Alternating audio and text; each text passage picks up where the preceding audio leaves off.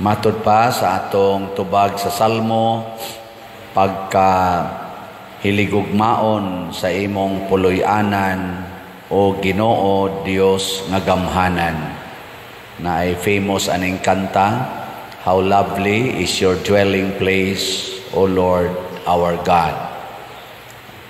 Nakasuway na mo puyo sa balay sa Ginoo. Wa man mo mutingog. Wa mo kasuway. Di ay gibutang diri ay karing last stanza.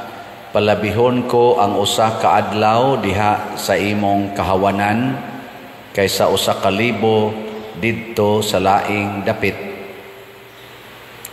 Mas may pa kunong usa ka adlaw nga mopuyo ta sa hawanan sa Ginoo kaysa usa ka libo ka tuig sa laing dapit. Hain man ni ang laing dapit, ipasabot kining kalibutan. Maubitang ang kalibutan agianan ra gid ni, dili puy-anan para natong nakasabot nga naay langit. Nya niingon pa gid diri, palabihon ko ang paghigda sa tugkaran sa balay sa akong Dios. Tugkaran kanang sa gawa sa balay, kaysa pagpuyo didto sa mga tulda sa dautan. Kinsa maning tulda sa dautan nga gipasabot, kining atong lawas. Kining atong lawas, dautan gini siya by nature. Bitaw. Magsigi kag higugma sa imong lawas, mahimo yug kang dautan. Ngano man, maubitan ng atong lawas, madunot gini siya kay dautan manggod. Doon na ray duha ka lawas nga dili dautan dinis kalibutan. Kinsa man tong lawas, kang Jesus o sa mahal nga Birhen Maria. Mo nang nasud tong ilang lawas tuas langit. Pero ang ubang mga lawas, apil ng lawas sa mga santos, nahibilin gyud diri sa kalibutan. Kay natakdan man ta sa kanang gitawag og original sin. Nalingiyay mong tupad, ina ganahan kang mopuyo sa balay sa Ginoo. Ina ko no.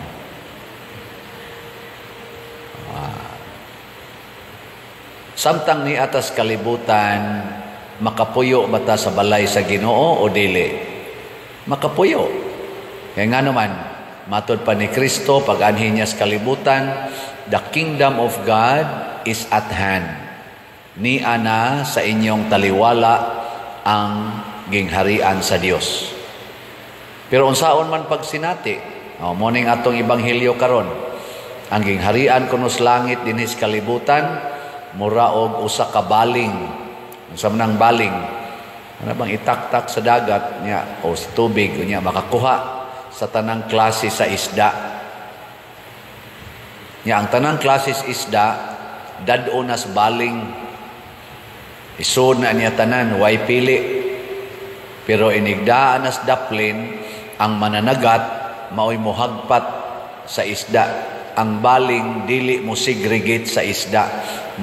Pasod ra siya. Pero ang mohagpat, o ang mopili, kinsay maayong isda, kinsay dautan, ang mananagat. Nya sa atong parabol karon, matod pa ni Kristo, ang mananagat, maudi ay ang mga anghel sa Ginoo. Nya ang pagdangat to lapyahan, mao ang katapusan sa atong kinabuhi.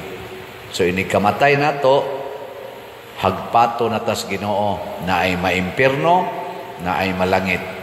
Pero samtang buhi pa ta, kuyog ta, ang buang ug ang buotan, ang mapuslanon ug way kapuslanan nga isda, kuyog.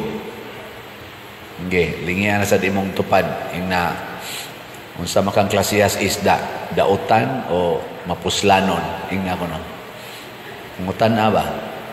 Unsa man ka, iglalabay o tigumonon. Kanus aman ta mahimong mapuslanon nga tao dinhis kalibutan. Mahimotang mapuslanon kon samas mga santos Maliwat sa tas Ginoo sa iyang pagpuyo dinis kalibutan. Kung tanaw na to ang unang pagbasa, gisgutan diri nga si Moises naghimo sa tuldas Ginoo, balay sa Ginoo, nya ang sentro sa tuldas Ginoo nga mao'y nakapakunsad sa himaya sa Dios, mao ang pulong sa Ginoo, ang sugo sa Ginoo nga gisuwat niadtong mga papan katong bato, the Ten Commandments. So ang makapahimo dahil nato dinhing maayong isda basta magtuman ta sa sugo sa Ginoo. Kung ang sugo sa Ginoo isod nato sa atong hunahuna o kasing-kasing, ang atong lawas mahimong tulda sa Ginoo, balay sa Ginoo. O kana siya mao'y maghatag natong tinuod nga kalipay. Muna, ang tao nga magtuman sa sugo sa Ginoo kanunay gyung malipayon. Ang tao nga magsigig supak-supak sa sugo sa Ginoo, di gina siya malipay. Maubitaw karon, tanawa ra gud ng atong mga leaders sa atong nasod, abisag sa simbahan. Daghan kayong dili malipayon. Nga naman, masinupakon man sa sugo sa Ginoo. Gilay na sang lingi sa imong tupad. Ing nakarong si manaha, malipayon kay ka. Wa jud ka kayaw-yaw. Wa jud ka masuko. Ana, karong-karong lang si manaha. Ayan lang to giapil ang niaging si mana. Oy, daghan kay nato. Dali kay makayaw-yaw. Bisag check upon mo, hastasad ako. Na, dali mo yaw-yaw eh. Nga naman, kay ni amang gud sa tong kasing-kasing ang pagkamasinupakon sa sugo sa Ginoo. Ug unsa man ang kinadak-ang sugo sa Ginoo nga makapalipay gid nato, in general gihatag sad na ni Kristo. Siya man ang pulo nga nagpakatao. Ang iyang sugo mao kini, higugmaa ang imong isig katao sama sa imong kaugalingon. Love your neighbor as yourself. Wa mo ingon si Kristo, love your neighbor as you love yourself. Ang iyang giingon, love your neighbor as yourself. Unsa may kalainan sa love your neighbor as yourself o sa love your neighbor as you love yourself? Nay kalainan? Ambot lang. Parihara na sa unsay kalainan sa immediately o sa forthwith. Gilalisa na ros mga lawyers, sige sila glalis hasta Supreme Court, kuana, batikos na. Sige, dinhi lang sa atong understanding sa simbahan, ang love your neighbor as yourself, ang pasabot ana, di na ka maghuna-huna sa imong kaayuhan, sa imong kaugalingon, ang imong hunahunaon, mauna ang imong isig katao, kay siya naman maoy imong self. Mauna siya, love your neighbor as yourself. Di na ko maghunahuna sa kong kaayuhan. Ang imong kaayuhan mo akong hunahunaon kay ikaw na maoy akong self. So kung ang bana mutuman ani nga maong prinsipyo, din siya maghunahuna siyang kaugalingon, ang kaayuhan na siyang asawa. Kaya ang iyang asawa mo na iyang self. Niya ang asawa sad di na san magsigig hunahuna siyang kaugalingon, ang iya na sang bana maoy iyang self. Ang parents di na maghunahuna siyang kaugalingon sa ilang kaugalingon, ang ila ng mga anak mo'y ilang sigihag hatag og kaayuhan kay mauna na ilang self. Pero kung ganitang love your neighbor as you love yourself, ang mahitabo, higugmaon sa anak ko akong kaugalingon, una pa ko mohigugma nimo. Kay kung di ko mahigugma sa akong kaugalingon, di sa ko mohigugma nimo. Di ba? Duha ka movement ba? Muna kusog kita mo subay-subay. Inigingon nato, ayaw nala nagpaninglang utang. Ngigagod. Hayay kay siya, ako alkansi ko. Di ba? Ang self dayon imong tanawon. Ako'y naning kamot, ana.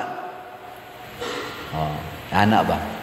O niya ron kung ikaw, usa ka tawo nga nagplanong maghikog. Kung saan nimo paghigugma imong isig ka tawo, nga ang imong kaugalingon, imo namang patyon. Imo sa nang patyon imong isig ka tawo. Inomdo mo atong na istorya na usa ka doktor nga ang iyang pasyente kuan man ting ito kanang na-paralyze o niya iyang gioperahan. Murag mahal man ting itog bayad tong gaopera. Inana ba na nag-wheelchair. Nga pag humag-opera niingon maayo na ko ani dok. Oh, atong paning kamutan maayo na kaani. So nakabayad na siya o magin siya maayo. Nibalik nga tos doktor. Nagdagbag nga gamay. Kadungog ti mo to nabalita man to. Pag dools doktor, istorya sila, kuha siya siyang bag. So pistola man dito. Gipusil niya iyang doktor, pagkamatay, gipusil po niya iyang wa naman, para niya, wa naman, useless naman iyang lawas, ang iyang cell. Niya, kani may nakaingon, kining doktora may nakaingon. Pero, nagtambal ragod in taon to niya, nanabla siya. Muna'y nakalisod kung love yourself, love your neighbor as you love yourself. Muna'y manabla ta. Kato sa daing mga kuan, katong mga suicide bombers, di ba? Ana, lusno god ang Twin Towers. Kaya ang ilang pagtanaw sa ilang self, heroic man kanang magpakamatay. Gibungkag nilang Twin Towers, katong Trade Center ba to sa United States, na lusno, libuan ka mga tao ang nangamatay. Kato sa mga tao nga, girakrakan niya ang nag-concert. Ana, kaya wa naman, naglain naman iyang utok, gihasulan man siya ato. Katong to Las Vegas ba? Iyang gipusil dito. Lain na sang lingi sa imong tupad. Ing na, do you love me as yourself? Ing na kono. Ing na, imo kong gihigugma, sama sa imong kaugalingon. Nindota ka, if you love me as yourself, di mangutana ko ninyo, do you love me as yourself? Uy, tubag. Adi mo muhigugman ako as yourself? Sa ato pa ako ragi magkarga aning 70 million na utang na ito. Karoon na rabaning Martis na ko dadon nga tos Compostela. Ako ragi di magpasan ani kamo di gid mo moapil because you consider me not part of yourself man. Pero ako giisip nako nga kamo akong self. Mo nang di na lang ko maghunahunag napabakoy stipend, napabakoy sobra ani. Ang akong hunahunaon nga ang inyong kalipay mauragay akong himuon. So kung magantos ko aning 70 million o kung sa kanus aning mabayran, siging baligyag slot ako ng himuon. Nya I love kaning pari nga mupulin ako, I love him man sad as myself. Dili na lang nako siya hatagan aning kahasol aning 70 million. Magpuyo siya ng atong kumbinto nga malipayon, kompleto naman na, nya diha man ta nakautang og 70 million. Ako na lang mo karga sa 70 million. No. Pero kamo sad mo practice pud mo aning commandment of love aron sad mo makasud sa gingharian sa Dios. Love me as yourself. Ayaw lang sad mo og sigig tigom og kwarta, palit na lang sad mo og slot. Di ba? Hindi man gid mo mutingog. Karon unsaon pagpalit og slot? Mutana ra badayon mo. Dad-a dinhi sa atong parokya, samtang ni apami dinhi. Madomingo na anay manindag slot dihas gawas. Nya kung tuan ako sa Compostela, dad-a dito sa Compostela, dito sa parokya. O ginig misa o kaha ideposito sa atong mga bank accounts o GCash accounts o kwarta padala. Tanawa din sa atong screen mao ni ang atong information. Hayman to na adong pakita dong. Wa man sao na ade wala akong natug batong akong IT. Tanawa mao ni siya atong bank accounts, GCash accounts. Akong GCash ugma pa ni magsugod karon close pa ni kay puno pa. Ugma August 1, na, so good na sa nagka-open. Pwede na sa na-depositohan up to 500,000. Ipada din 100 pesos lang kining atong grace. Sa pagkakaroon, ang atong halin niabot nag 20,899 ka slots. napay 679,101 ka slots nga available sa atong slot nga Grace. Nga naani 70 slot challenge nga tag 7,000, 97 na sad ka 70 slot challenge ang atong nadawat. So atong pakpakan ang namalit na tong slot. Salamat kayo. Praise the Lord. Ang tanan nga namalit og slots malipayon. Nganuman kay nakasulod sila sa gingharian sa Dios. Ang tanan nga dili gyud mo palit og slot kasagaran sa puton. Naman kay wa kasud sa gingharian sa Dios. Ang tanan nga manggihatagon sa iyang isig katao kanunay ng malipayon kay maunay kinaiya ni Kristo ang pagkamanggihatagon.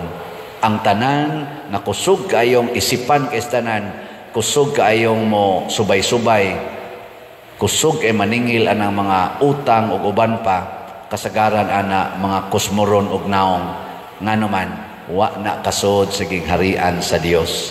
Muna hinaut unta makasulod ta niining gingharian sa Dios dinhi sa yuta aron sama nila sa mga santos ni San Ignatius of Loyola makasud sa ta sa iyang final nga gingharian didto sa langit.